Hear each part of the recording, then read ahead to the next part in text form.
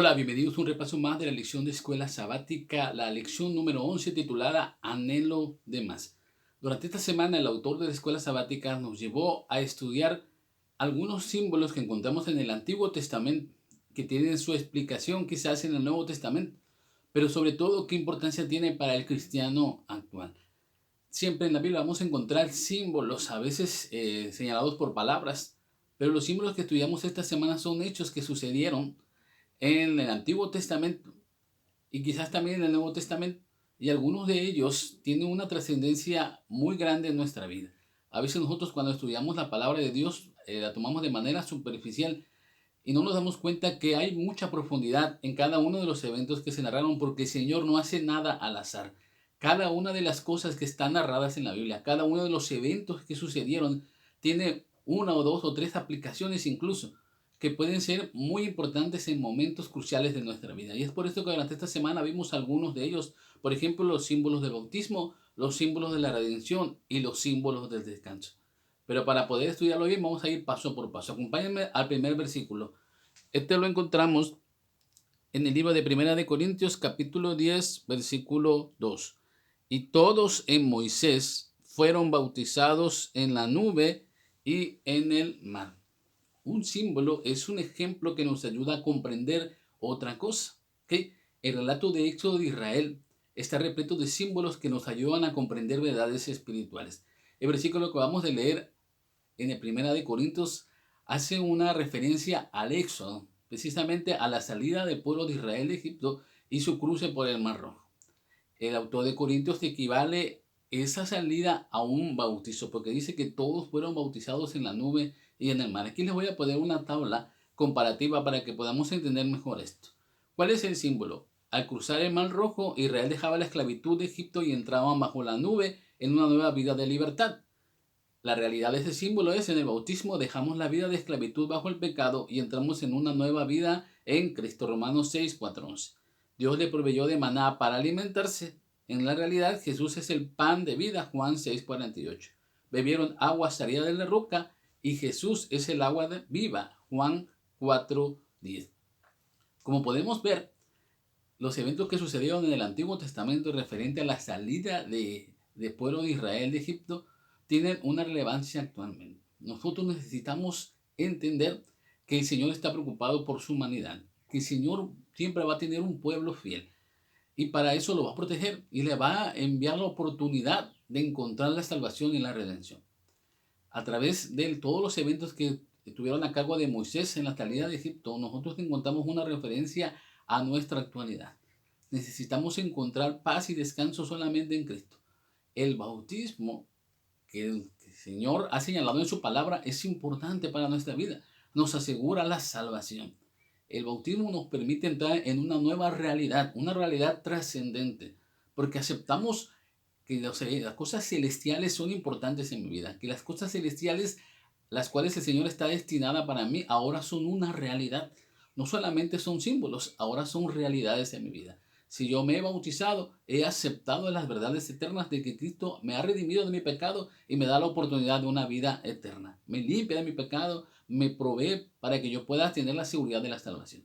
Si yo no acepto el bautismo, entonces se va a quedar solamente como un símbolo, como algo que está ahí, pero no es una realidad todavía.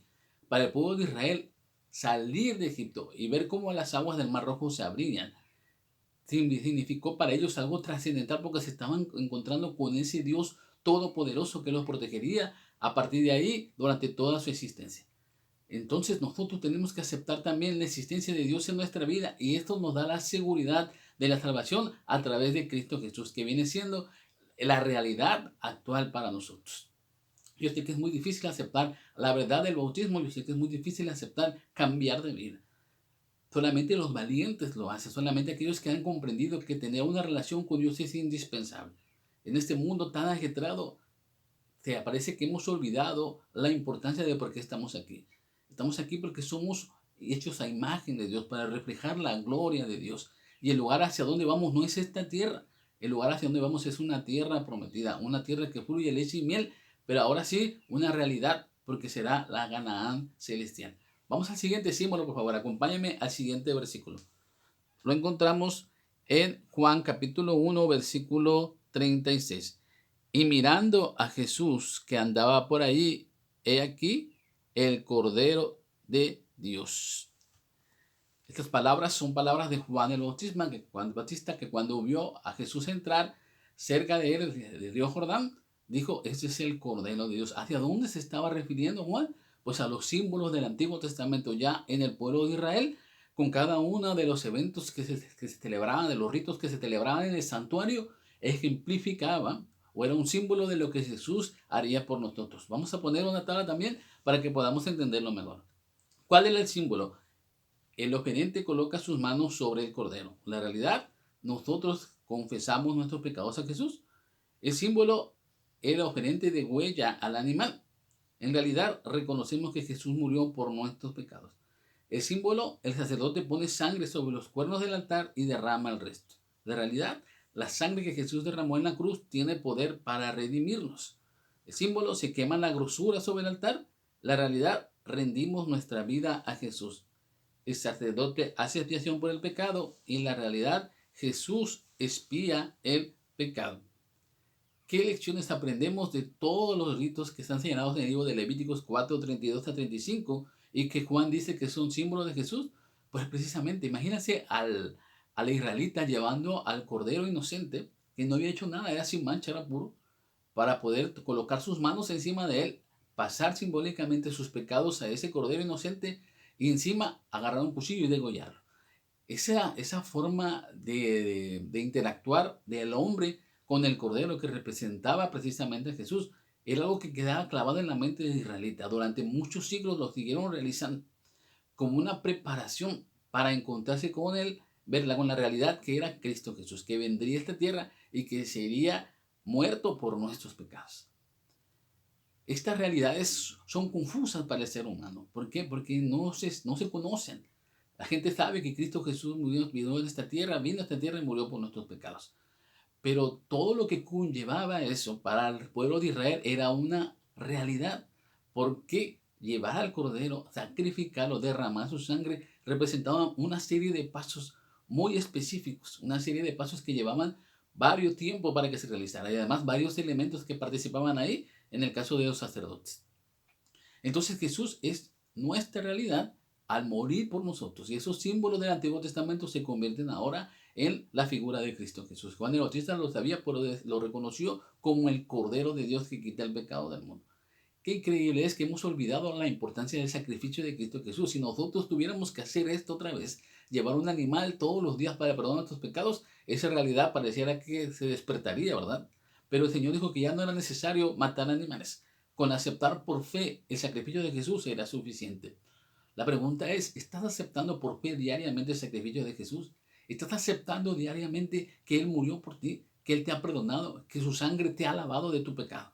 ¿Esa es una realidad o solamente es algo que tú has leído y que parece que lo encontraste ahí en el Nuevo Testamento? Parece que alguien lo ha dicho por ahí, que un predicador lo ha dicho, pero no se convierte en nada trascendental para tu vida. Qué triste es que al saber estas verdades, y no solamente la verdad de Cristo Jesús, la verdad de todo lo que el pueblo de Israel tuvo que vivir durante tantos años con respecto a estos sacrificios, no signifique nada para ti. Porque si significara algo, entonces tú estarías en un proceso de transformación, en un proceso de santificación. Porque la realidad del perdón de mi pecado me daría una nueva esperanza de que mañana si no estoy, yo estaría listo para estar en la tierra prometida. Pero como no es una realidad, vivimos según nuestros afanes, vivimos según todos nuestros placeres, lo que queremos del mundo, y nos olvidamos de esta verdad. Entonces, el deseo del autor de la escuela sabática y de un servidor también es que tú puedas hacer la realidad de que Cristo murió por ti y que no es necesario más que entregarte completamente a Él. Como ejemplo, por ejemplo, de cuando se quemaba la grosura de la carne del cordero en el altar, Dios quiere que tú también rindas tu vida a Jesús, le entregues todo, no quedaba nada de ese animal, alguno de esas carnes se comían incluso, pero entonces no quedaba nada. Entonces tú necesitas entregarle todo para que tú no te quedes con nada y todo lo tenga Cristo Jesús. Tu tiempo, tu talento, tu amor, tus intereses, tus pensamientos tendrían que ser entregados a Jesús. Todo lo que tú te preocupa, todas tus necesidades, ponlas en las manos de Jesús. Y eso va a hacer realmente que tu vida cambie. Cuando tú dejas tus cosas para ti todavía, cuando eres egoísta y te quedas con las cosas que son de Jesús, entonces tu vida no es transformada. esta realidad todavía no te ha transformado y no te ha dado la seguridad de la salvación. Yo te aseguro que muchos de ustedes todavía se están preguntando, ¿será que si yo muero estaré en la patria celestial cuando Cristo venga? ¿Será que estaré entre los redimidos? ¿Por qué no estás seguro de eso? Si ya Cristo murió por ti, ya hizo todo por ti. ¿Sabes por qué? Porque no te has entregado completamente a Él. Cuando te entregas completamente a Él, entonces estás seguro. Y quizás mañana no estés, pero tú estarás hoy seguro de que estarás en la patria celestial. La realidad de Cristo debe ser hoy, no mañana. Por eso vamos a ver el siguiente símbolo. Acompáñame, por favor, al libro de Hebreos 4, 3a. Pero lo que hemos creído, entramos en el reposo. En Hebreos 3 y 4, ese libro es un poquito difícil de entender, pero si nosotros estudiamos a profundidad la escuela sabática, parece que tuvimos más claridad.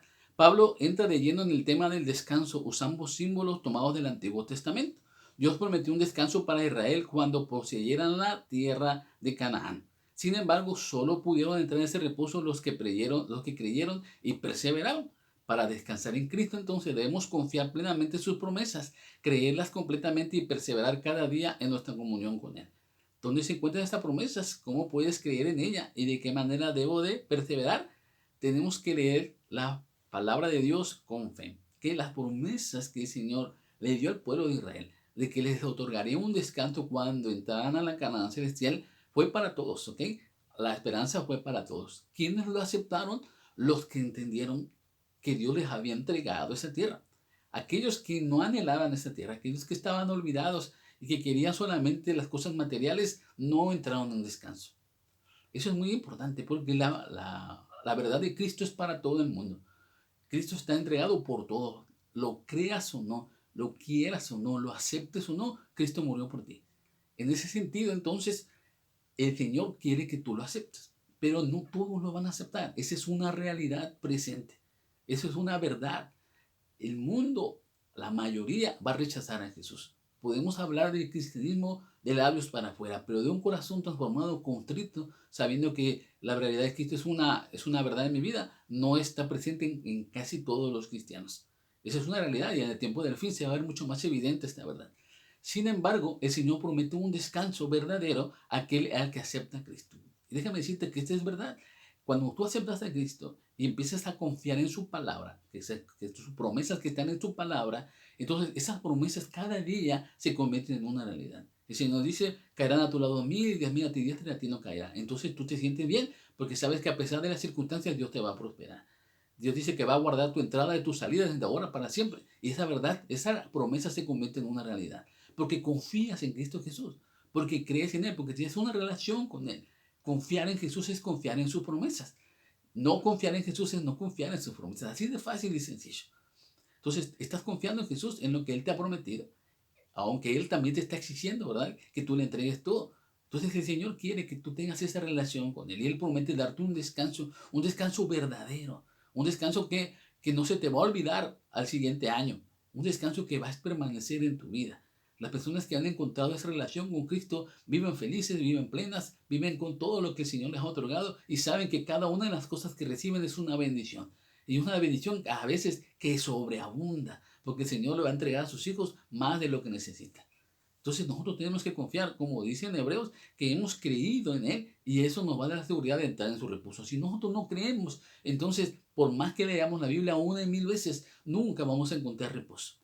Vamos al siguiente versículo, por favor. Acompáñenme a Salmos 95:11. Por tanto, juré en mi furor que no entrarían en mi reposo. Aquí se empieza algo confuso, ¿verdad? En el pensamiento de Hebreos 4:3 del 7 puede parecer confuso. ¿Qué tiene que ver el juramento de Dios con el sábado y la creación? ¿Ok? Estamos hablando de símbolos. Pablo usa la desobediencia del pueblo para la cual no entraron en Canaán como símbolo de rechazo de Jesús como nación, de Israel como nación. Aunque Dios había determinado desde el principio de la creación que sus hijos tendrían reposo, no todos lo alcanzaron. El descanso prometido es el reposo del alma que se produce con la entrega plena a Cristo y con la integración de la vida a propósito eterno de Dios. Todavía estamos a tiempo de entrar a este reposo, pero es urgente que tenemos la decisión ya, porque hay un plazo para entrar en ese reposo y es precisamente hoy. El Señor te está ofreciendo el reposo.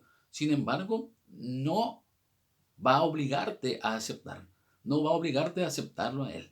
que no puede hacer eso, porque su relación contigo es una relación de amor, es una relación recíproca. Él te da y espera que tú también le respondas. No le vamos a responder, pues el Señor aún así mantiene su promesa contigo. A pesar de que tú una y otra vez rechazas a Jesús, Él te sigue buscando. Pero va a llegar un momento en que ya no vas a poder entrar en ese reposo, porque quizás ya no estés en esta vida, o que quizás tanto rechazar al Espíritu Santo haga que se aleje de ti. Fíjate nada más qué interesante. El Señor dice, si tú estás conmigo, si tú aceptas mi llamado, vas a entrar en mi reposo. Si tú no aceptas mi llamado, entonces quiere decir que nunca lo vas a aceptar. Y como no lo vas a aceptar, entonces la ira de Dios caerá sobre aquellos que no lo aceptan. Porque el destino de los seres humanos ya está fijado desde el Edén. Los que aceptan a Jesús entrarán en una escala de felicidad, en una escala de plena satisfacción. Entrar en Jesús es entrar en la seguridad de que estaremos en la vida eterna. Aquellos que no aceptan este mensaje, la Biblia también es muy clara. Ellos van a sufrir el furor de la ira de Dios. ¿Por qué? Porque así es la realidad. Si no estás con Dios, entonces estás con el enemigo y el enemigo ya tiene dictada su sentencia. Nosotros no predicamos este mensaje a modo de que la gente tenga miedo de seguir a Jesús y si no lo siguen a Jesús porque van a sufrir. Eso no es el significado del Evangelio eterno. El Evangelio eterno es un Evangelio de amor, un Evangelio de conciliación, un Evangelio de entrega total, de seguridad de la salvación, de seguridad de que tu corazón necesita el anhelo del perdón. No necesitamos seguir a Jesús por miedo a lo que vamos a sufrir como consecuencia de no seguirlo. Eso no es la realidad del Evangelio. La realidad del Evangelio tiene que ser que tú ames a Jesús, que conozcas a Él y que te entregues a Él. ¿Cuál es la oportunidad que el Señor te está dando? La oportunidad la tienes hoy. Si tú no has aceptado a Jesús todavía, si no has encontrado esta transformación y esta relación con Dios, hoy es el momento porque Dios todavía te ha prolongado la vida. El aliento que has recibido hoy se va a mantener hasta que tú aceptes a Jesús. Cuando tú ya no tengas ese aliento, entonces ya no tendrás la segunda oportunidad para aceptarlo. Hay muchas iglesias por allá que predican segundas oportunidades después de la muerte. Hay por allá que predican que cualquier otro te puede dar salvación. Eso es completamente falso. Solamente hay un camino y eso es precisamente Cristo Jesús. Y aceptarlo es indispensable hoy. En momentos de inseguridad, en momentos de enfermedad, en momentos de angustia, mantenerse el ancla segura que es Cristo Jesús es indispensable para nuestra vida. Es indispensable para que nuestra mente, nuestro corazón esté tranquila, esté en descanso. Angustiarse por lo que el mundo nos ofrece es estar alejados del que nos puede dar la plena paz y la seguridad. ¿Qué quieres hacer con tu vida hoy? ¿Qué quieres tener en la realidad de tu vida? ¿Angustia, preocupaciones, problemas? ¿O quieres tener paz, felicidad y tranquilidad? Pues que acepta a Cristo Jesús. Es la única manera de hacerlo. Fíjate lo que dice aquí, lo siguiente. Vamos a ver Hebreos capítulo 4, versículo 9. Por tanto, queda un reposo para el pueblo de Dios. Y el libro de Hebreos 4 le digo que es bastante interesante. En esta parte final, el Señor está diciendo que hay un reposo todavía más interesante. ¿Okay? El pueblo de Israel recibió reposo cuando llegó a Canaán, pero no fue eterno, sino que pues después incluso se tuvieron que ir de ahí. ¿Okay?